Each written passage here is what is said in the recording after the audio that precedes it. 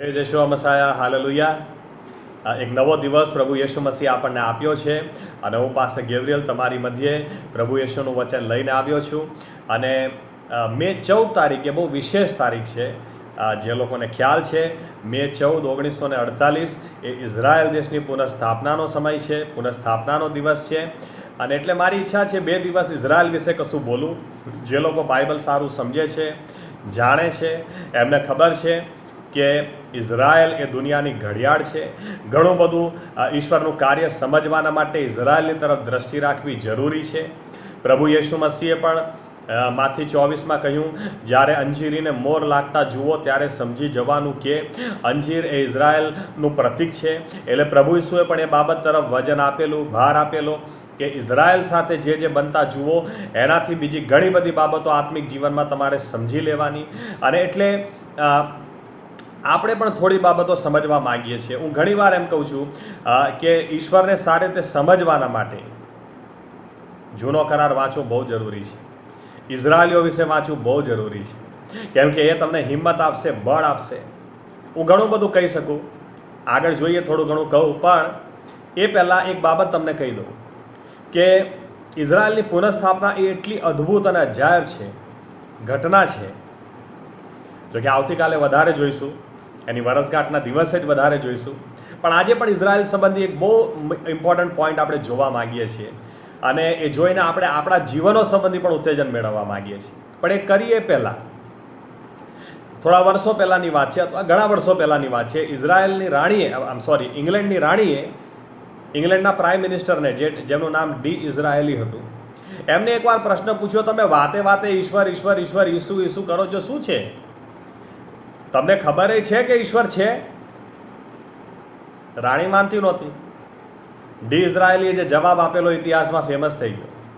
D ઇઝરાયેલીએ જવાબ આપતા કહ્યું, મેડમ, યોર હાઇનેસ, યહૂદી લોકોને જોઈ લો.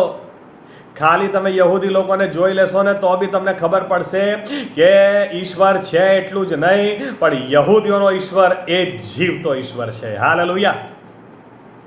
અને એટલા માટે જો તમે બાઇબલના ઈશ્વર પર વધારે ભરોસો કરવા માગો છો, વધારે એનામાં ઊંડા ઉતરવા માગો છો, સંબંધો ગાઢ કરવા માગો છો, જૂનો કરાર વધારે સારી રીતે સ્ટડી કરો અને ખાસ કરીને ઇઝરાયલ સંબંધી ઈશ્વરનું જે વલણ, વર્તન, વચનો, આશીર્વાદો, યોજનાઓ, એને સ્ટડી કરો, બહુ વિશ્વાસ વધી જશે.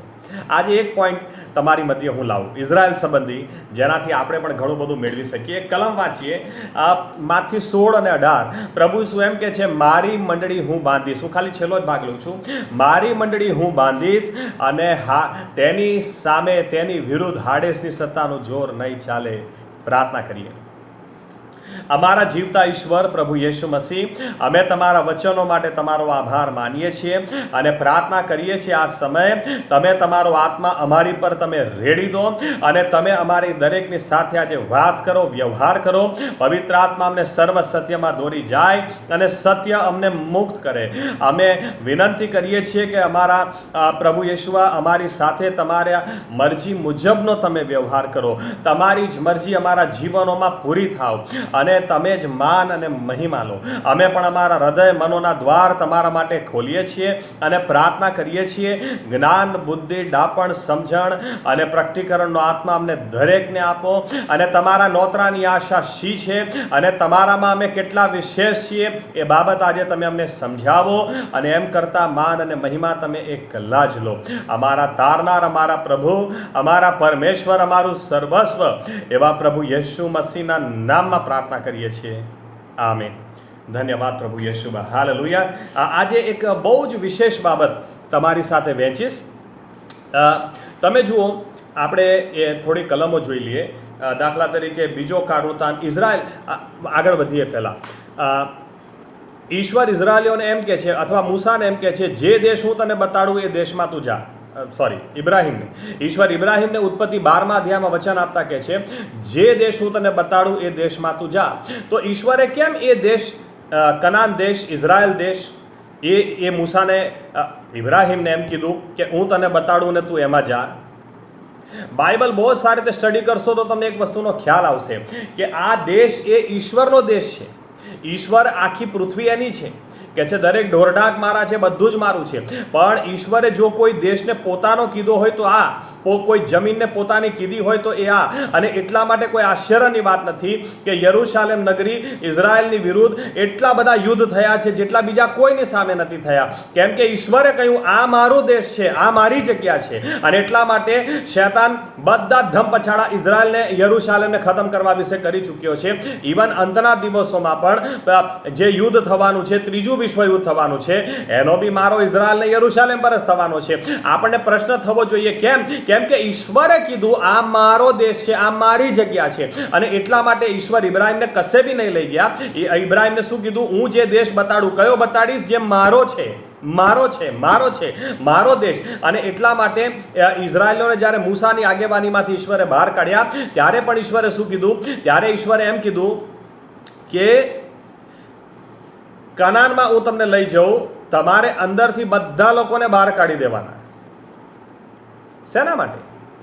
કેમ કે મારો દેશ. ઈશ્વર ઇઝરાયલોને શું કરવા આપે? એ જ દેશ શું કરવા આપે? બીજું કશું કેમ ના આપે? ઇઝરાયલમાં જ કેમ લઈ જાય? કનાનમાં જ કેમ લઈ જાય? કેમ કે આખી પૃથ્વી પર ઈશ્વરે આ જ જગ્યા માટે એમ કીધું આ મારો દેશ છે, આ મારી જગ્યા છે. અમેરિકા માટે નહીં કીધું, ઇન્ડિયા માટે નહીં કીધું, બીજી કોઈ જગ્યા માટે નહીં કીધું, પણ ઈશ્વર ઇઝરાયલ માટે વારંવાર કહે છે આ મારો દેશ છે.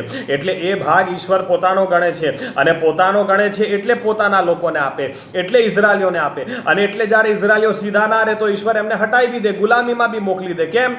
મારો દેશ છે, મારા દેશમાં મારા નિયમો પાડવાના, મારા નિયમ પ્રમાણે બધું ચાલશે. અને મારા નિયમ પ્રમાણે નહીં ચાલો તો આજે બીજાને હટાવીને તમને આલ્યું, એમ તમને હટાવીને બીજાને આપીશ. મારો છે. સમજીએ ઈશ્વર પોતે શું કહે છે, તમને બતાડું. એટલે યાદ રાખીએ, ઇઝરાયલ દેશ એ ઇઝરાયલીઓનો નથી, ઈશ્વરનો છે. વાંચીએ બીજો કાળવૃતાંત 7મો અધ્યાય. તમે જુઓ, કલમો બહુ બધી છે, હું 2 કે 3 જ વંચાઈશ. એક પોઈન્ટ ઇમ્પોર્ટન્ટ લેવો છે. બીજો કાળવૃતાંત 7મો અધ્યાય 19 થી 22. જો વાંચો શું લખેલું. બીજો કાળવૃતાંત 7મો અધ્યાય 19 થી 22.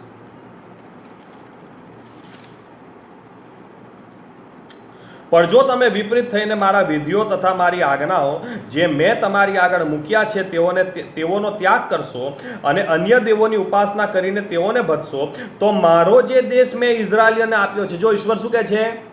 મારો દેશ, my land, my country. Okay, મારો દેશ જે મેં ઇઝરાયલીઓને આપ્યો છે તેમાંથી હું તેઓને જળમૂળથી ઉખેડી નાખીશ. અને આગળની કલમો તમે વાંચી શકો છો. એટલે ઈશ્વર શું કહે છે? આ મારો દેશ છે, એ મેં ઇઝરાયલીઓને આપ્યો છે. ઇઝરાયલીઓનો નથી, મારો છે, મેં આપ્યો છે. ને સીધા નહીં રહે તો ઉખાડી નાખીશ. ઈશ્વર કહે છે મારો દેશ છે.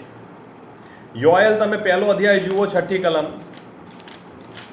યોએલ તેનો 1લો અધ્યાય તેની 6ઠ્ઠી કલમ. શું લખેલું છે જુઓ.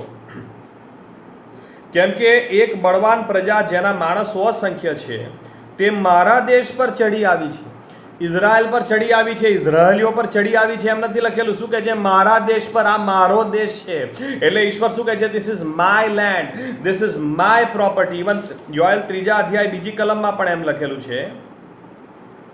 ત્યારે હું સર્વ પ્રજાઓને એકઠી કરીને તેમને યહોશાફાટની ખીણમાં દોરી લાવીશ, અને મારા લોક એટલે મારો વારસો ઇઝરાયલ જેને તેઓએ ભિન્ન પ્રજાઓમાં વિખેરી નાખીને મારો દેશ વેચી લીધો છે.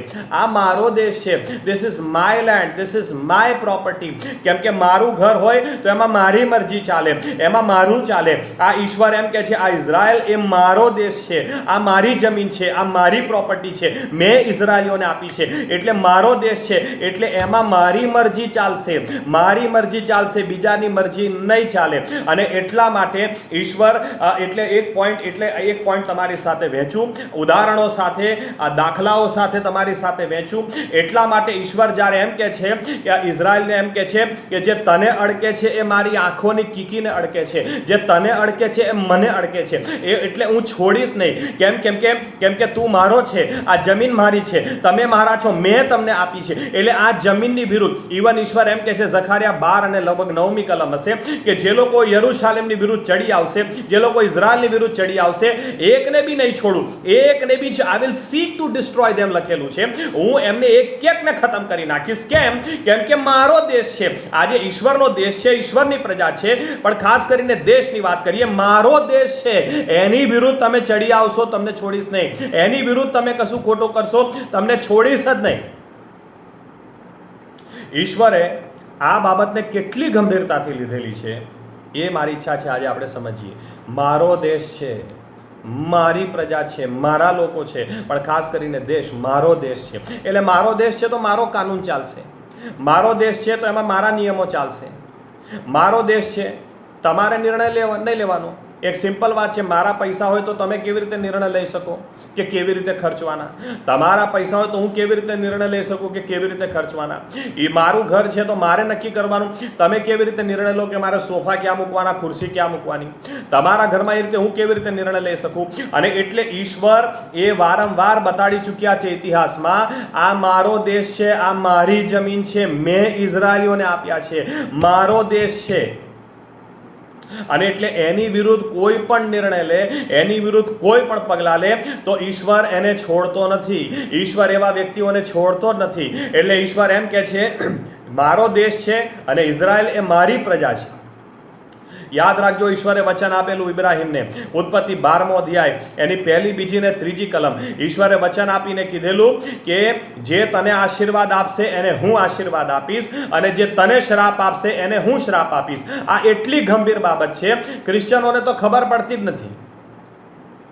ઈશ્વર એમ નથી કહેતો કોણ ને કોણ નહીં. અરે જે તને આશીર્વાદ આપશે, પછી એ હિન્દુ હશે, મુસલમાન હશે, ખ્રિસ્તી હશે, જે બી હશે, એ તને આશીર્વાદ આપશે. જે તને આશીર્વાદ આપશે ને એને હું આશીર્વાદ આપીશ. તમને ખબર છે, મુસલમાનો એ ઇબ્રાહીમને એટલો બધો માન આપે કે એક વાક્ય પણ એની વિરુદ્ધ નહીં બોલે. અને આપણા ખ્રિસ્તી પ્રજા કેવું બોલે, તમને દાખલો આપું. જ્યારે ધમાલ થયેલી 2001 કે 2 ધમાલ જ્યારે થઈ, અને ધમાલ થઈ ત્યારે હું ઝાલોદ ગયેલો. કરફ્યુ હતો, મારા ઘરની આસપાસ કરફ્યુ હતો, છતાંય અમદાવાદમાંથી કોઈ બી રીતે હું પહોંચી ગયેલો ઝાલોદ, આપણી ગુજરાતની બોર્ડરે. અને ત્યાં ઝાલોદના બસ સ્ટેન્ડની બહાર જઈને ઊભેલો, એક પાળક સાહેબ મને લેવા આવવાના હતા. અને મારી આંખની સામે એક હોટલ, આખી બિલ્ડિંગ બળી ગયેલી, એ બિલ્ડિંગને હું જોઈ રહેલો. અને એટલામાં પાળક સાહેબ પેલા પાછળથી આવીને મને શું કહે છે, જુઓ સાહેબ, જુઓ, આ બધું ઇબ્રાહીમની ભૂલનું પરિણામ છે. અને તરત જ મેં એમની તરફ જોઈને વિચાર કર્યો, કોઈ આશ્ચર્યની વાત નથી જો આપણા લોકો ઉપર શ્રાપ ઉતરે તો. કેમ કે ઈશ્વરે ઇબ્રાહીમને વચન આપેલું, ઈશ્વરે વચન આપેલું, જે તને શ્રાપ આપશે ને હું શ્રાપ આપીશ, અને જે તને આશીર્વાદ આપશે ને હું આશીર્વાદ આપીશ. અને આજે ઇઝરાયલીઓની વિરુદ્ધ લોકો ગમે તેમ બોલે છે. આ ગમે તેમ બોલાય નહીં, કેમ કે એ ઇબ્રાહીમની પ્રજા છે, ઇબ્રાહીમની સંતાન છે. જે એને આશીર્વાદ આપશે એને આશીર્વાદ મળશે, અને જે એને શ્રાપ આપશે એને શ્રાપ મળશે. માર્ટિન લુથરનો દાખલો જોઈ લેજો. આ પ્રોટેસ્ટન્ટ જાગૃતિ લાવનાર મહાન સેવક, એ ગમે તેટલા મહાન સેવક હતા, પણ એમણે ઘણા વર્ષો સુધી યહૂદી લોકોને ખ્રિસ્તમાં લાવવાનો પ્રયત્ન કર્યો. જ્યારે એ વ્યક્તિ કંટાળી ગયા, થાકી ગયા કે આ પ્રજા સમજે એવી નથી, સાંભળે એવી નથી, ત્યારે એક દિવસ એમણે ગુસ્સામાં કહી નાખ્યું, આ પ્રજાને તો જીવવાને લાયક જ નથી. આ લોકોને જ્યાં મળે ત્યાં શોધો, મારો, કાપો ને ખલાસ કરી નાખો. અને આવું માર્ટિન લુથર જ્યારે ઇઝરાયલીઓની વિરુદ્ધ, યહૂદીઓની વિરુદ્ધ બોલ્યા, બીજા દિવસે માદા પડ્યા, ત્રીજા દિવસે જીવ જતો રહ્યો. માર્ટિન લુથર હોય તો શું થઈ ગયું? ઈશ્વર એના નિયમથી બંધાયેલા છે. ઇબ્રાહીમ, જે તને આશીર્વાદ આપશે ને હું આશીર્વાદ આપીશ, અને જે તને શ્રાપ આપશે એને શ્રાપ આપીશ. અને આજે ક્રિશ્ચિયનો આરામથી ઇબ્રાહીમને શ્રાપ આપી દે છે અને પાછા આશીર્વાદની અપેક્ષા આવી રાખી. ગંભીર થઈ જઈએ. એટલે બહુ જ ગંભીરતાથી આ બાબત તમારી સાથે વહેંચું. તમે કોઈ પણ પગલું ભરો એ કે આશીર્વાદ લાવશે કે શ્રાપ લાવશે, એટલે જાણકારી યોગ્ય રાખો. અને આજે ઇઝરાયલ વિશે તમને કહું, ઇઝરાયલ વિશે તમારી સાથે એક બાબત વહેંચું.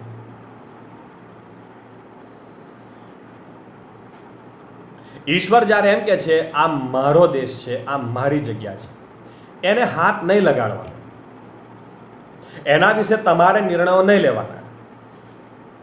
ઇતિહાસમાં જોશો તો ઢગલો ઉદાહરણ મળશે, ઢગલો. પણ હું તમને થોડાક ઉદાહરણ અમેરિકા વિશે આપીશ. અમેરિકા જે સુપર પાવર દેશ કહેવાય, સુપર પાવર દેશ હોય તોય શું થઈ ગયું? ઈશ્વરથી મોટો કોઈ સુપર પાવર છે જ નહીં. અને એટલે અમેરિકા દેશે જ્યારે જ્યારે ઇઝરાયલની વિરુદ્ધ નિર્ણયો લીધા ત્યારે ત્યારે શું બન્યું એ મારે તમને બતાડવું છે. અને એનાથી એક સરસ પોઈન્ટ તમારી સાથે શેર કરવો છે. તારીખ સાથે કહું, ગૂગલમાં સર્ચ કરી લેવાનું. યાદ રાખજો ફરીથી એકવાર, ઈશ્વર કે છે આ મારો દેશ છે, આ મારી પ્રજા છે. જેને આશીર્વાદ આપશે ને હું આશીર્વાદ આપીશ, જેને શ્રાપ આપશે ને હું શ્રાપ આપીશ. ઈશ્વરને જ્યારે ઈચ્છા થશે, યોગ્ય નહીં લાગે તો ઈશ્વર કે છે આ મારો દેશ છે એટલે ઇઝરાયલીઓને હું ઉખાડીને ફેંકી દઈશ, હું બહાર લઈ જઈશ. તમારે કશું નહીં બોલવાનું, મારે કરીશ, હું કરીશ. મારા અભિષિક્તો છે, મારા છોકરા છે, એ મારે નિર્ણય લેવાનો હોય, મારે જોવાનું, તમારે નહીં. તમારે ને મારે એ જોવાનું છે કે આ જમીન વિરુદ્ધ આપણે બોલ્યા, આ દેશ વિરુદ્ધ બોલ્યા, આ પ્રજા વિરુદ્ધ બોલ્યા કે કોઈ પગલું લીધું તો ગયા કામથી. કેમ? કેમ કે ઈશ્વર એમ કે છે મારો દેશ, મારી પ્રજા છે, મારા લોક છે, તમારે નિર્ણયો નહીં લેવાના. એટલે તમને ઉદાહરણો આપું ફટાફટ ઇતિહાસમાંથી. સૌથી પહેલા અમેરિકાની ખાલી વાત કરું. માર્ચ 26 તારીખ 1979, માર્ચ 26, 1979, એ દિવસે અમેરિકા પાસે તક હતી કે વીટો વાપરી અને એ ઇઝરાયલની તરફેણમાં અથવા તો ઇઝરાયલની વિરુદ્ધ જે નિર્ણય લેવાયેલો કે ઇઝરાયલે આટલું જમીન પલિસ્તીઓને આપી જ દેવી પડશે, ત્યારે અમેરિકા એ વીટો વાપરી શકતું હતું. અમેરિકા વીટો વાપરી અને ઇઝરાયલનો ઘણો બધો જમીન બચાવી શકતું હતું. પણ અમેરિકાએ એ પગલું ના ભર્યું અને અમેરિકાએ વીટો વાપર્યો નહીં અને અમેરિકાએ ઇઝરાયલની ઘણી બધી જમીન પલિસ્તીઓના હાથમાં જવા દીધી. અને શું થયું? બે દિવસ પછી માર્ચની 28મી તારીખે અમેરિકાની અંદર સૌથી મોટો ન્યુક્લિયર પાવર પ્લાન્ટ ડિઝાસ્ટર થયો. અમેરિકાના ઇતિહાસમાં ન્યુક્લિયર પાવર પ્લાન્ટનો કદી ડિઝાસ્ટર થયો જ નહોતો. આ પહેલો જ થયો. ક્યારે થયો? જ્યારે ઇઝરાયલની વિરુદ્ધમાં નિર્ણય લેવામાં આવ્યો. ઇઝરાયલની વિરુદ્ધ પગલું ભર્યું. અરે એ ઈશ્વરનો દેશ છે, અમેરિકાને બી હક નથી એની વિરુદ્ધ એ કોઈ નિર્ણયો લે. એની તરફેણમાં નિર્ણય લેશે તો આશીર્વાદિત થશે, એની વિરુદ્ધમાં નિર્ણય લેશે તો પરિણામ ભોગવવું પડશે. એક વાર નહીં, તમને દાખલા આપો. ઓક્ટોબર 30, 1991, ઓક્ટોબર 30, 1991માં જ્યોર્જ બુશ સિનિયર, જ્યોર્જ બુશે એટલો બધો દબાણ ઇઝરાયલ પર લાયા કે ના, તમે તમારો આટલો ભાગ પલિસ્તીઓને આપી જ દો, આટલો ભાગ આપી દો, એટલો બધું દબાણ લાયા. 30 ઓક્ટોબરે એના બીજા જ દિવસે 24 કલાકની અંદર જ, એ 24 કલાકની અંદર, બીજા દિવસે બી ના કહી શકાય, 24 કલાકની અંદર જ એટલું ભયંકર વાવાઝોડું દરિયામાં આવ્યું. 1000 મીલ એટલે તમે સમજી લો લગભગ 1600 કિલોમીટર આ પવન ઊંધી દિશામાં ફૂંકાયો. એને પરફેક્ટ સ્ટોર્મ કહેવાય છે અને ઇતિહાસમાં નામ આપેલું છે પરફેક્ટ સ્ટોર્મ. અને 35 ફૂટથી લઈને 100 ફૂટ સુધીના ઊંચા મોજાઓ દરિયામાં ઉછળ્યા અને જમીન પર આવીને એટલું ભયંકર નુકસાન એ મોજાએ કર્યું. એમાં જ્યોર્જ બુશનું પોતાનું ઘર જે દરિયા કિનારે હતું એને નુકસાન થઈ ગયું. કરોડોનું નુકસાન થયું, કરોડો. મારો દેશ, મારી જમીન, અડવાનું જ નહીં. ઓગસ્ટ 23, 1992, ઓગસ્ટ 23, 1992 ની અંદર ફરી પાછો ઇઝરાયલને દબાણ કરવામાં આવ્યો કે ના, તમે તમારી જમીન આપો જ પલિસ્તીઓને આપો જ. એટલું બધું ઇઝરાયલ પર દબાણ કરવામાં આવ્યું અને 24 કલાકની અંદર જ એન્ડ્રુ હરિકેન, બહુ જ મોટું વાવાઝોડું જેનું નામ એ લોકોએ એન્ડ્રુ આપેલું, ફ્લોરિડામાં એટલું બધું ભયંકર રીતે ફ્લોરિડા પર ત્રાટક્યું, એટલું બધું નુકસાન કે છે એ સમય સુધીમાં ભયંકરમાં સૌથી મોટું નુકસાન એ વાવાઝોડાથી થયું. જાન્યુઆરી 16, 1994, પ્રેસિડેન્ટ ક્લિન્ટને એટલો બધો દબાણ લાયો, એટલા બધા દબાણ લાયા. ગોલન હાઇટ્સ, ઇઝરાયલની જગ્યા છે ગોલન હાઇટ્સ, આપી દો. 24 જ કલાકની અંદર સાઉથ કેલિફોર્નિયામાં એટલો બધો ભયંકર ભૂકંપ આવ્યો કે જેને એ જમાના સુધી 1994 સુધી અમેરિકાની અંદર સેકન્ડ વર્સ્ટ નેચરલ ડિઝાસ્ટર કહેતા હતા. બીજું કુદરતી આફત જે અમેરિકા પર આવી ગયેલી છે એમાં બીજા નંબરે જાન્યુઆરી 21, 1998, 1998, નેતાન્યાહુ અમેરિકા ગયા ક્લિન્ટનને મળવાના માટે બિલ ક્લિન્ટને ઘસીને ના પાડી દીધી, મારે મળવું જ નથી તમને. એટલું ભયંકર. આ કોઈ દેશનો રાષ્ટ્રપતિ બીજા રાષ્ટ્રપતિનું આવું અપમાન નહીં કરે. ઇઝરાયલથી અમેરિકા ગયેલા નેતા ક્લિન્ટને મળવાની જ ના પાડી દીધી. 24 કલાક બી નહોતા થયા અને મોનિકા લિવિન્સ્કી સાથેનું એમનું અફેર જગ જાહેર થઈ. દાખલા આપું છું, બીજા સમજી જજો. ઇઝરાયલની વિરુદ્ધ જવાય નહીં. ઇઝરાયલની વિરુદ્ધ જવાનો મતલબ ઈશ્વરની વિરુદ્ધ જવાનો મતલબ છે. કેમ? ઈશ્વર કહે છે મારો દેશ છે, મારી જમીન છે, મારો છે. અમેરિકા હોય તો શું થઈ ગયું? ઈશ્વર કોઈને છોડે નહીં. ભરપૂર છે, દાખલાઓ ભરપૂર છે. સાંભળો. ઓગસ્ટ 25 થી સપ્ટેમ્બર 10, 2001, ઓગસ્ટ 25 થી સપ્ટેમ્બર 10 અમેરિકા, સાઉદી અરેબિયા એ ઇઝરાયલ પર એટલો બધો ભાર આપ્યો અને પ્લાન તૈયાર કરી દીધો અને ઇઝરાયલને કીધું બસ તમે આટલા સહી સિક્કા કરી દો એટલે ફલિસ્તીનોને તમારો આટલો દેશ, આટલી જમીન તમે આપી જ દો. અને એ સપ્ટેમ્બર 10 એ મીટિંગ પૂરી થઈ અને સપ્ટેમ્બર 11, 2001 અમેરિકાના 2 ટ્વિન ટાવર પડી ગયા. 24 કલાકમાં જ 20,000 કરોડનું નુકસાન થયું. અમેરિકા હલી ગયું. એની ડિફેન્સ સિસ્ટમ હલી ગઈ, સિક્યોરિટી હલી ગઈ, નાનાથી મોટા બધા હલી ગયા 24 જ કલાકમાં. નવેમ્બર 7 થી 12, 2002 રમાદાન એટલે કે રમઝાનનો સમય હતો અને એ સમયે જ્યોર્જ બુશે ઊભા થઈને બધાની સામે એવું કીધું કે કુરાન એ તો ઈશ્વરનું પુસ્તક છે.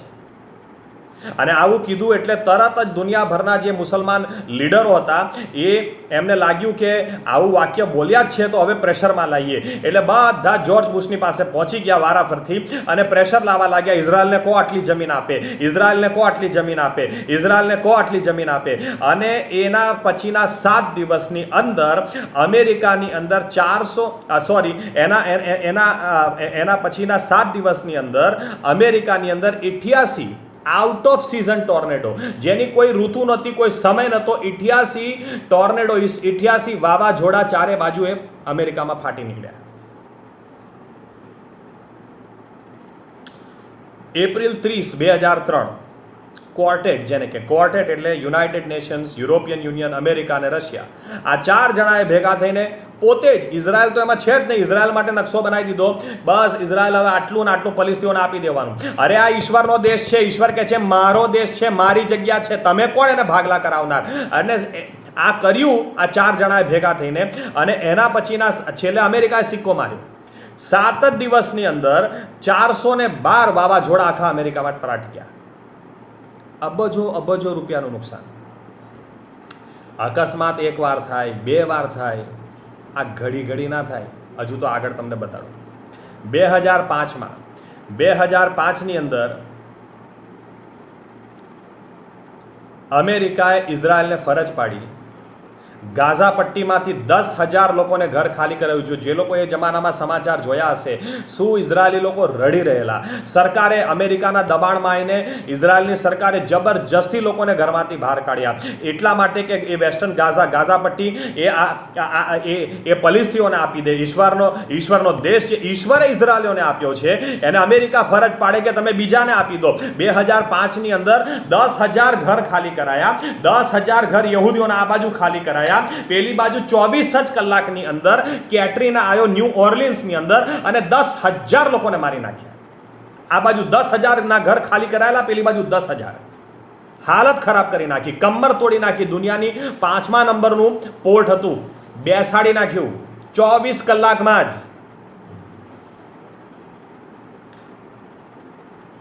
મારો દેશ છે, મારી પ્રજા, મારા લોક છે, અડવાનું નહીં. હજુ તમને કહું, મે 19, 2011 ઓબામાએ ઇઝરાયલીઓને કીધું કે 1967નું 6 દિવસનું જે યુદ્ધ થયેલું એની પહેલાં તમારી જેટલો દેશ હતો એટલા દેશમાં જતા રહો. એટલે યરુશાલેમ છોડી દો, બધું છોડી દો, જતા રહો, એમાં જતા રહો.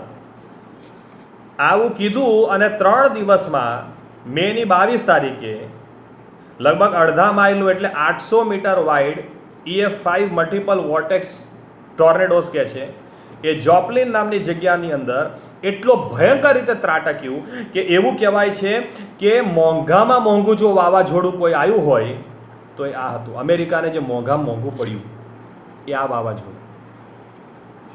આવા ઘણા બધા દાખલા તમને આપો, ઘણા બધા દાખલા છે મારી પાસે, અમેરિકાના આપ્યા તમને, પણ મુદ્દો સમજો. ઈશ્વર શું કહે છે? મારો દેશ છે, મારી જમીન છે, એટલે એના માટે તમારે નિર્ણયો લેવાના જ નહીં, લેશો ને તો છોડીશ નહીં. એટલે ઈશ્વર ઇઝરાયલીઓને બી શું કહે છે? તમે મારી આંખોની કીકી છો, જે તને અડકે છે એ મને અડકે છે, છોડીશ નહીં, કહેવાનો અર્થ. અને તમે જો વિચાર કરો કે ઈશ્વર ઇઝરાયલીઓના માટે એટલા બધા વિશ્વાસુ છે, આજની તારીખમાં બી એવા કેટલા દાખલા છે. ઇઝરાયલની વિરુદ્ધ અમેરિકા નિર્ણય લે, 24 કલાકમાં કેલિફોર્નિયામાં આગ ફાટી નીકળે. ક્યાંથી આગ ફાટી નીકળી સમજણ જ ના પડે. પણ ઈશ્વર છોડતો નથી, ઈશ્વર કોઈને બી છોડે નહીં. એ સુપર પાવર હશે, પણ આપણો ઈશ્વર એ તો રાજાઓનો રાજા, પ્રભુઓનો પ્રભુ છે. પણ મારો કહેવાનો અર્થ એ છે કે ઈશ્વર ઇઝરાયલ પ્રત્યે કેટલા બધા વિશ્વાસુ છે. કેમ? કેમ કે એમ કહે છે કે મારો દેશ છે, મારી પ્રજા છે. જો ઈશ્વર એમ કહે છે મારો દેશ ને મારી પ્રજા છે, મારી જમીન છે, તો એની ઈશ્વર કેટલી બધી કાળજી લે છે. ઈશ્વર એની વિરુદ્ધ કોઈને હાથ લગાડવા દેતા નથી, એની સામે આંગળી ચીંધવા દેતા નથી. તો એ જ ઈશ્વર, એ જ બાઇબલનો ઈશ્વર એમ કહે છે તમારા ને મારા માટે. એ જ ઈશ્વરે નવા કરારમાં આવીને દાવો કર્યો, મારી મંડળી હું બાંધીશ અને એની સામે હાડેસી સત્તાનું જોર નહીં ચાલે. એનો મતલબ તમને ખબર પડે છે, જો આપણે તારણ પામેલા લોક છીએ, જો આપણે પ્રભુ ઈશ્વરના હાથમાં સોંપેલા લોક છીએ, જો આપણે ઈશ્વરના લોહીથી ખરીદાયેલી પ્રજા છીએ, તો બાઇબલ આપણને એમ કહે છે તમે મારું દ્રવ્ય છો, તમે મારો ખજાનો છો, તમે રાજમાન્ય યાજક વર્ગ છો, તમે પવિત્ર પ્રજા છો, તમે છો જે મારા છો ને હું તમારો છું. એટલે મારી મંડળી હું બાંધીશ નો મતલબ શું છે? જો ઇઝરાયલીઓની સાથે ઈશ્વરે જે કરાર કરેલો, એ કરાર એ જાનવરોના લોહીનો કરાર હતો. આ કરાર ઉપર થોડા વખતમાં કદાચ બોલીશ, પણ જાનવરોથી લોહીના કરાયેલા કરાર વિશે ઈશ્વર કેટલા બધા વિશ્વાસુ છે. તો તમારી ને મારી સાથે તો એણે પોતાના લોહીથી કરાર કરેલો છે. આજે હું કહી શકું, તમે કહી શકો કે હું ઈસુનો ઈસુ મારા સ્વર્ગીય પિતા છે, હું એમનો દીકરો છું, એમની દીકરી છું, હું એમનો છું, એ મારો છે, અને એ કહે કે તું મારો છે, મારી મંડળી છે, મારી મંડળી હું બાંધીશ. જો જાનવરોના લોહીથી કરાયેલા કરારને માટે ઈશ્વર એટલા બધા વિશ્વાસુ છે આજે બી કે ઈશ્વર 24 કલાકમાં બતાડી દે છે, તો તમારી ને મારી સાથે તો એણે એના લોહીનો કરાર કરેલો છે, ઊંચામાં ઊંચો કરાર કરેલો છે. તમને ખ્યાલ આવે છે આપણું સ્થાન કેટલું મોટું છે? જો ઇઝરાયલીઓને એમ કે તું મારી આંખોની કીકી છે, જે તને અડકે છે મને અડકે છે, તો તમે ને હું એની આંખોની કીકી કરતા પણ વિશેષ છીએ, કેમ કે એના લોહીથી કરાયેલા કરારથી આપણે જોડાયેલા છીએ. હાલેલુયા. એની મંડળી. એટલે એ શું કે છે? દાખલા તરીકે મેં અમેરિકાના દાખલા આપ્યા, અમેરિકાના દાખલા આપ્યા તો શું? જે દેશ ઇઝરાયલની વિરુદ્ધ જશે એ દેશને ઈશ્વર છોડશે નહીં, જે એને શ્રાપ આપશે એને ઈશ્વર છોડશે નહીં. પણ જે મંડળીની વાત છે એ તો શું વાત છે? હાડેસની સત્તાનું જોર ચાલશે નહીં. એનો મતલબ કે શૈતાન તારું ચાલવા નહીં દઉં, તારું ઉપજવા નહીં દઉં. આ કોરોના વાયરસના દિવસોમાં બી, લોકડાઉનના દિવસોમાં બી તમને ને મને ખબર હોવી જોઈએ, આપણે વિશ્વાસ તાજો કરીએ કે પ્રભુ ઈસુ આપણા માટે એમ કે છે તું મારો છે, આ મારી મંડળી છે, આ મારી મંડળી છે. એની વિરુદ્ધ હાડેસની સત્તાનું જોર નહીં ચાલે, એની વિરુદ્ધ કોઈ બીમારી નહીં ચાલે, એની વિરુદ્ધ કોઈ શૈતાનની યોજના સફળ નહીં થાય, એની વિરુદ્ધ કોઈ બીમારી, કોઈ મહામારી, કોઈ મરકી એના તંબુની નજીક નહીં આવે, કારણ કે આ મારી છે. જો ઈશ્વર ઇઝરાયલની વિરુદ્ધ જેમ કહે છે મારી જમીન છે, જો જમીન માટે ઈશ્વર કોઈને છોડતો નથી, તો તમે ને હું તો જીવતા જાગતા એના લોક છીએ, એની પ્રજા છીએ, રાજમાન્ય યાજક વર્ગ છીએ. વાલા ભાઈઓ અને બહેનો, આ દિવસોમાં પોતાની જાત ઇઝરાયલ પાસેથી આપણે પણ ઉત્તેજન મેળવીએ. એ જોઈએ કે આ ઈશ્વર કેટલો વિશ્વાસુ છે, કેટલો બધો વિશ્વાસુ, કેટલો બધો વિશ્વાસુ છે. તો એ જાનવરોના લોહીથી કરાયેલા કરાર પ્રત્યે ઈશ્વર એટલું બધું માન આપે છે, એટલા બધા વિશ્વાસુ છે. તો તમે ને હું, આપણે તો બહુ જ વિશેષ છીએ, કેમ કે આપણે એના લોહીથી ખરીદાયેલી પ્રજા છીએ. હાલેલુયા. એના લોહીથી આપણું સ્થાન, આપણું સ્તર બહુ જ ઊંચું છે. એના સૌથી નજીકના આપણે લોકો છીએ. અને એને જો એના માટે ઈશ્વરનું વચન એમ કે આ મારી મંડળી છે, આ મારો છે, તું મારો છે, તું મારી છે, અને તારી વિરુદ્ધ હાડેસની સત્તાનું જોર નહીં ચાલે. કેમ? કેમ કે હું ચાલવા જ નહીં દઉં. હું છું ને, હું ચાલવા જ નહીં દઉં. પાણીમાં બી હું તારી સાથે, આગમાં બી તું તારી સાથે, જગતના અંત સુધી હું તારી સાથે. અને એટલા માટે તો આપણે આ દિવસોમાં ગભરાઈ જવાની જરૂર નથી. આ દિવસો શું, કોઈ પણ દિવસમાં ગભરાવાની જરૂર નથી. કેમ કે ઈશ્વરનું વચન આપણને એમ કહે છે કે પ્રભુ ઈસુ એક દિવસ એની મંડળીને લેવા આવશે. ઘણા લોકો કે ત્રીજું વિશ્વયુદ્ધ ફાટી નીકળશે, ઘણા લોકો કે છે અંતના દિવસો છે. અરે જે હોય તે, પણ એક વસ્તુ નક્કી છે, એ ગમે તેવા સમયો હશે, પણ એ સમયમાં પ્રભુ ઈસુ જ્યારે મંડળીને લેવા આવશે, એનો મતલબ મંડળી હશે, એનો મતલબ કે મંડળીને બધી જ પરિસ્થિતિમાંથી ઈશ્વર બહાર લઈ જશે. તમને ને મને બધી જ પરિસ્થિતિમાંથી આ પેલે પાર લઈ જશે.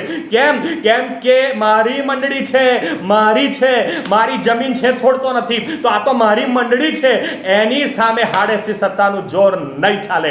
હાલેલુયા. અને એટલે તમે અને હું, જો આપણે પ્રભુ ઈસુ ખ્રિસ્તમાં છીએ, જો આપણે એની મંડળી છીએ, આપણે એનામાં જોડાયેલા છીએ, આ તો પછી આપણે વધારે ઉત્તેજિત થવાની જરૂર છે. બીજા નીકળી શકે કે ના નીકળી શકે. ઇઝરાયેલી લોકો લાલ સમુદ્રમાંથી નીકળી ગયા, મિસરીઓ ડૂબી ગયા. આપણે જે પ્રભુ ઈસુની મંડળી છીએ, આ દિવસોની અંદર, આ સમયોની અંદર બીજા નીકળી શકે કે ના નીકળી શકે, આપણે આ પારથી પેલે પાર નીકળી જ જવાના. આપણે આ પારથી પેલે પાર જતા જ રહેવાના. કારણ કે ઈશ્વર આપણા વિશે કહે છે, તું મારો છે, આ મારી મંડળી છે, અને હું શૈતાનની કોઈ ચાલ, શૈતાનના કોઈ પ્રયત્નો, એના કોઈ પણ હુમલા આની વિરુદ્ધ સફળ નહીં થવા દઉં. Hallelujah, hallelujah. આ દિવસો ગમે તેવા લોકોને ગભરાવનારા હોય, ભલે લોકડાઉનના દિવસો લંબાવવાનું પણ વિચારે, પણ એક વસ્તુ યાદ રાખજો, સમાચાર ગમે તેવા આવે, જો આપણે પ્રભુ ઈસુની મંડળીના છીએ,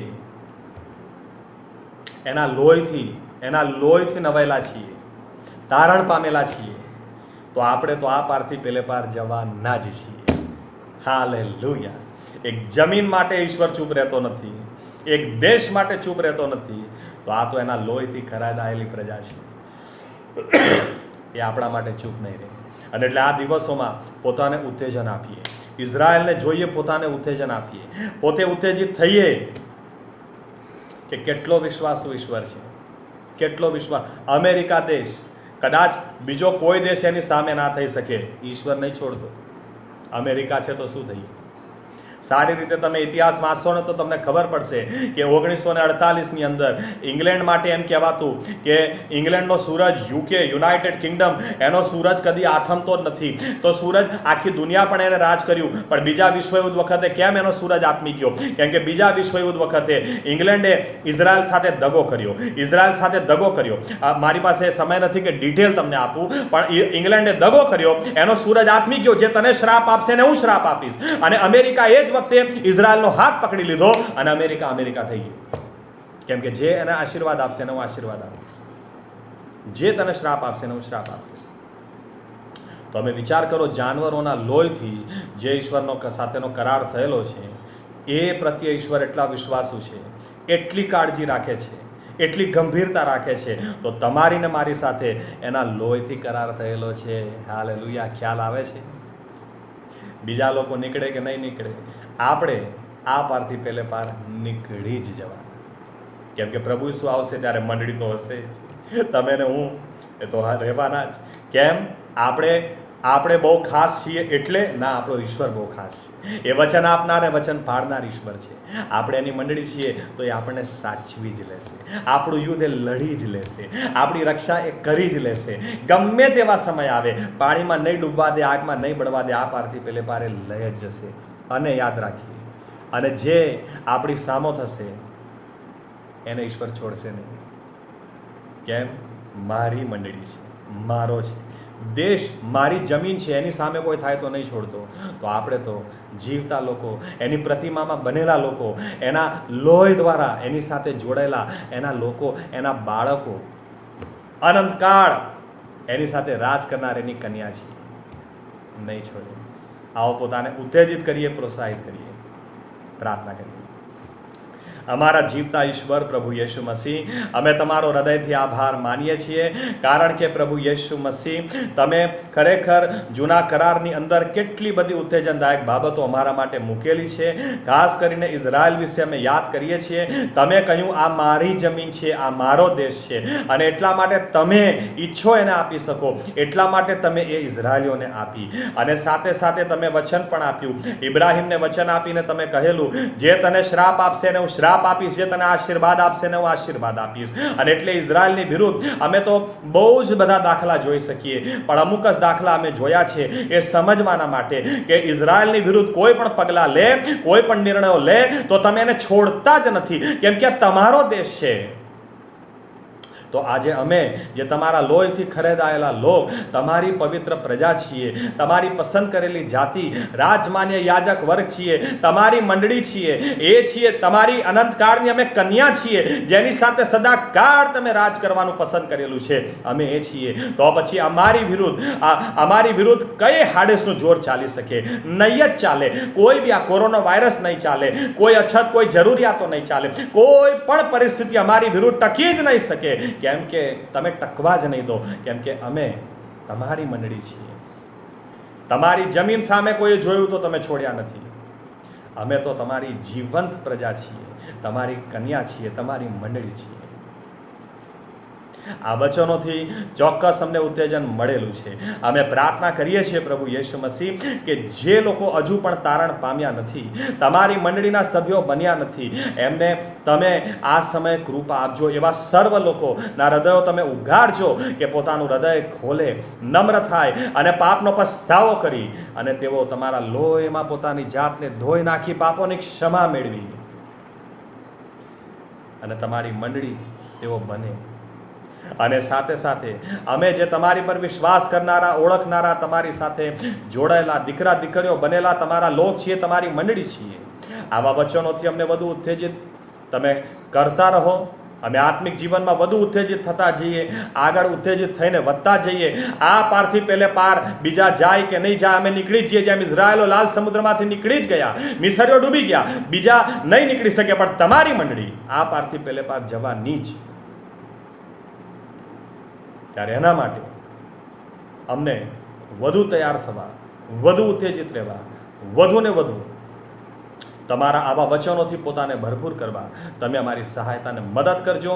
અને તમારો આભાર કે તમે કહ્યું મારી મંડળી છે, મારી મંડળી હું બાંધીશ અને એની સામે હાડેસની સત્તાનું જોર નહીં ચાલે.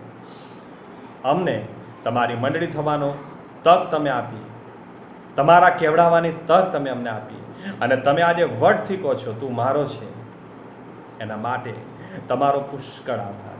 અહીંયા સુધી લાવ્યા છો, આગળ લઈ જજો. તમારા હાથમાં સોંપેલા રહેતા પ્રભુ યેશુ મસીહના નામમાં પ્રાર્થના કરીએ છીએ. આમેન. પ્રભુ યેશુ મસીહ આ વચન દ્વારા તમને બધાને બહુ જ ઉત્તેજિત કરે. પ્રભુ યેશુ તમારી સાથે રહે. આમેન.